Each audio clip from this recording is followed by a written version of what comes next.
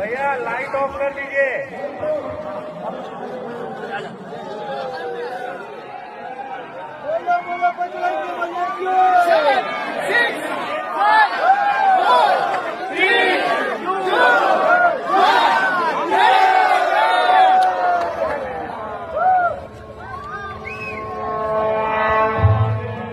సర్వ మానవాళికి రక్షకుడు, మనకు కొండంత అండగా నిలిచేవాడు, మనసులో తలచిన వెంటనే గుండెల నిండా ధైర్యాన్ని నింపగలిగే మహాయోధుడు, అభయహస్తంతో ఎల్లవేళలా మనల్ని కాపాడే ఆ పవనపుత్రుడి ఇప్పుడు మనసారా స్తుతించుకుంటూ శ్రీ పంచముఖ ఆంజనేయ స్వామిగా అవతారమెత్తిన కథ దృశ్య రూపంలో తిలకిద్దాం రండి.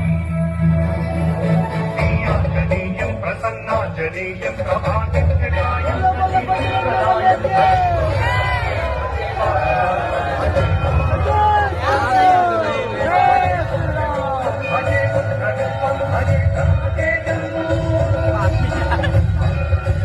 అది రామాయణ మహాయుద్ధం. శ్రీరామచంద్రుని సారథ్యం వానర సైన్యంతో విజృంభిస్తూ లక్ష్మణ స్వామి తనతో పోరాటం చేస్తున్న రావణుడి కుమారుడు ఇంద్రజిత్ తలని బాణంతో ఒక్క వేటుతో వేరు చేశాడు.